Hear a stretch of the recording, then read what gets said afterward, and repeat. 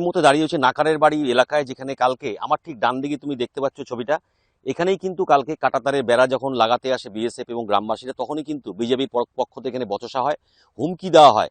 ঠিক তারপরেও আজকে গ্রামবাসীদের চাঞ্চল্যকর একটা অভিযোগ উঠেছে, সেটা হচ্ছে আমার পেছনে তুমি যে বাংকারটা দেখতে পাচ্ছ, বাংকার এবং সোলার লাইট, এই সোলার লাইট বাংলাদেশ অশান্ত হওয়ার পর থেকেই এই সোলার লাইট গত সপ্তাহে বিএসএফ এর তরফ থেকে লাগানোর কাজ শুরু করেছিল। গ্রামবাসীদের যেটা অভিযোগ যে ঠিক তখনই ওই পার থেকে বিজেপির পক্ষ থেকে তারা আসে এবং বাংকার লাগাতে বাধা দেয়, কোনোভাবে এই এলাকায় আলো জ্বালানো যাবে না, এটা ওদের পরিষ্কার বক্তব্য ছিল।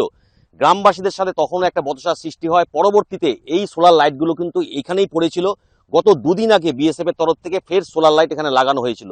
পাশাপাশি কালকের ঘটনার পর আমরা দেখতে পাচ্ছি এই বাঁশঝাড়ের নিচে একাধিক বাংকার তৈরি করা হচ্ছে। বিএসএফ এর কর্মীরা এখানে রয়েছেন এবং গ্রামবাসীদের সহযোগিতায় এখানে একাধিক বাংকার কিন্তু তৈরি করা হচ্ছে, যাতে যাতে কোনোভাবেই অনুপ্রবেশকারী এখানে প্রবেশ করতে না পারে, রাতের অন্ধকারে বা দিনের বেলাও। সেই কারণেই কিন্তু এই ঠিক বাঁশঝাড়টা আমি দেখাচ্ছি তোমাকে, সেই বাঁশঝাড়ের নিচে কিন্তু এই মুহূর্তে বাংকারের কাজ তৈরি করা হচ্ছে। শুধু একটি বাংকার নয়, এই 0 পয়েন্টে একাধিক বাংকার তৈরি করা হবে, এটা বিএসএফ এর তরফ থেকে জানানো হচ্ছে। পাশাপাশি নজরদারি কিন্তু এই এলাকায় বাড়ানো হয়েছে। যে কোনো সময় কিন্তু ওই পার থেকে এই এলাকায়, যেই এলাকায় কালকে অশান্তির ঘটনা ঘটেছিল, এই এলাকায় যে কোনো সময় কিন্তু বিজেপির পক্ষ থেকে এখানে প্রবেশ করতে পারে, যার জন্য বিএসএফ এর টহলদারিও কিন্তু আমরা দেখতে পাচ্ছি বিভিন্ন গাছের নিচে তারা কিন্তু পাহারা দিচ্ছে, কোনোভাবেই তারা যাতে এই এলাকায় ঘুষতে না পারে সেই তৎপরতা কিন্তু বিএসএফ রয়েছে। এবং গ্রামবাসীদের এখন একটাই অভিযোগ যে তারা আতঙ্কের মধ্যে রয়েছে, এই কাঁটাতারের কাজ সম্পূর্ণ হলেই তারা কিন্তু শান্তিতে রাতে ঘুমোতে পারবে।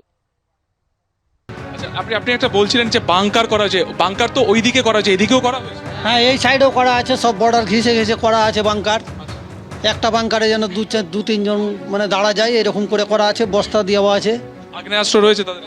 আগ্নেয় অস্ত্র রয়েছে, মানে আজকেও ছিল সব আগ্নেয় অস্ত্র নিয়ে, সব বাংলা তাক করা ছিল ভারতের সীমান্তে। ভারতের সীমান্তের দিকে। ইতিমধ্যে বলে রাখি যে সোমবার থেকে এই সীমান্তে ফেন্সিং লাগানো কেন্দ্র করে যে গন্ডগোল তৈরি হয়েছিল, যা বুধবার পর্যন্ত ফেন্সিং এর কাজ হওয়ার পরে পুরোপুরি বন্ধ রয়েছে, তারপরে বৃহস্পতিবার সারাদিন, শুক্রবার গতকাল সারাদিন এবং আজকেও ফেন্সিং এর কাজ কিন্তু শুরু করা যায়নি।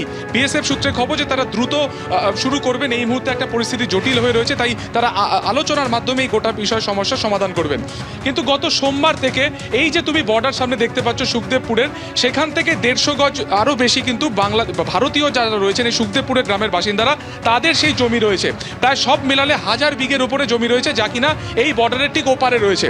এবং ঠিক সেইখানে দিনে নির্দিষ্ট সময় বিএসএফ এর তরফে গ্রামের বাসিন্দাদের সেখানে যেতে দেওয়া হয়, যাদের জমি রয়েছে। এই এক সপ্তাহে এই ফেন্সিংকে কেন্দ্র করে তারা নিজেদের জমিতে ফিরতে পারেনি। এখন ভরা মরশুম, যেখানে গমের চাষ হয়, সেখান থেকে দাঁড়িয়ে আজকে বিএসএফ এর তরফে তাদেরকে যখন পারমিশন দেওয়া হয়, তারা গিয়ে দেখেন যে সেখান থেকে 4-5 বিঘে গম কেটে নিয়ে যাওয়া হয়েছে। যে পাম্প ব্যবহার করা হয় চাষবাসের জমিতে, তা পর্যন্ত ভেঙে দেওয়া হয়েছে। কি পরিস্থিতি জানার চেষ্টা করবো। আপনারা আজকে গিয়েছিলেন, কি দেখলেন? আমরা যে দেখলাম যে আমাদের গমের জমিতে গমগুলো কেটে নিয়ে চলে গেছে। তারপর যে আবার পাম্প সেটগুলো, মেশিনগুলো, ওগুলো ক্ষতি করে দিয়েছে, বাস ভরে দিয়েছে, ইট ভরে দিয়েছে, এগুলো করেছে। বিশাল পরিমাণে ক্ষতি করেছে। জায়গায় জায়গায় গম, মানে অনেক টাকা গম, কোনটা কার 2 কাঠা, কার 5 কাঠা, কার 10 কাঠা, এইভাবে গম কেটে নিয়ে পালিয়ে গেছে বাংলাদেশের লোক। লাস্ট মানে বা শেষবার কবে গিয়েছিলেন? আমরা সোমবারের আগে গেছিলাম। গত সোমবার থেকে তো ফিনিশিংয়ের কাজ চলছিল, তখন থেকে আমাদের যেহেতু এখানে বর্ডার একটু কড়াকড়ি আছে, ওই জন্য আমাদের পারমিশন দেয়নি ঢোকার, আর তখন যাওয়া হয়নি। আমরা গতকাল থেকে পারমিশন দিয়েছে, আমরা আজকে গেছিলাম, গিয়ে দেখছি যে গম কেটে নিয়ে পালিয়ে গেছে সব। এখন তো চাষবাসের একদম ভরা মরশুম, পুরো গমের চাষ রয়েছে সেখানে। আপনারা যখন ওখানে গেলেন, কি দেখলেন, কিভাবে নষ্ট করা যায়, কিভাবে ক্ষতি করা হয়? আমি গেছিলাম বিষ দিতে, দিয়ে দেখি যে জমিতে অনেকটা গম কেটে নিয়েছে। আমার মোটামুটি 4-5 কাঠা গম কেটেছে, আরও পার্শ্ববর্তী সব কৃষকদের গম কেটেছে। এটাই দেখলাম আমি বিষ দিতে গিয়ে। পাম্পও নষ্ট করেছে। ওই শ্যালো তো সব ওই ইট গিট্টি সব ভরেছে, বাঁশ ভরছে, যেন জল আর না উঠে, যেন জমি চাষা না চাষ করতে পারে। এই তো। এটা কারা করছে বলে আপনার মনে হয়, আর কেন করছে? এটা বাংলাদেশের লোক করছে। কেন করছে বলে? কেন বলতে ওই যে ইউনিট সরকার এসে প্রচুর হারে মানে ওদের অত্যাচার বেড়ে গেছে আর কি।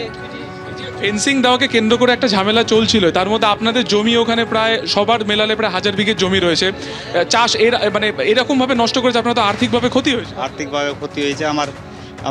আমার 4 বিঘা বাগান ছিল, বাগানের ডালপাত কেটে নিয়ে যে তার লাস্টের বেলা বাগানটা বিনা টাকায় বিক্রি করতে হলো। ইন্ডিয়াওয়ালাই নিয়ে এলাম কেটে, তো কোনো ফায়দা হলো না। মানে কোনো ওপারে- কিছু মানে এবারে তো নবাব চাপাই নবাবগঞ্জ এলাকা রয়েছে, শিবগঞ্জ এলাকা রয়েছে, এই ফেন্সিং দেওয়া হচ্ছে না বলেই কি এই ধরনের অত্যাচার? হ্যাঁ মানে এখন ভ্যাকেন্সি না হচ্ছে না, এই জন্য এর অত্যাচারটা বেড়ে গেছে। আগে যা হতো, এর আগে আমাদের কিছুদিন আগে আমাদের পাম্প সেটের ড্রামগুলো নিয়ে পালিয়ে গেছিল, এখন পর্যন্ত উদ্ধার হয়নি। কয়েকবার ফ্ল্যাগ মিটিং হয়েছে বিজেপির সঙ্গে বিএসএফের, তবু উদ্ধার হয়নি। আর এখন অত্যাচারটা মানে কয়েক গুণ বেড়ে গেছে। আপনার কতটা জমির ওখানে? ওখানে 5-7 বিঘা আছে।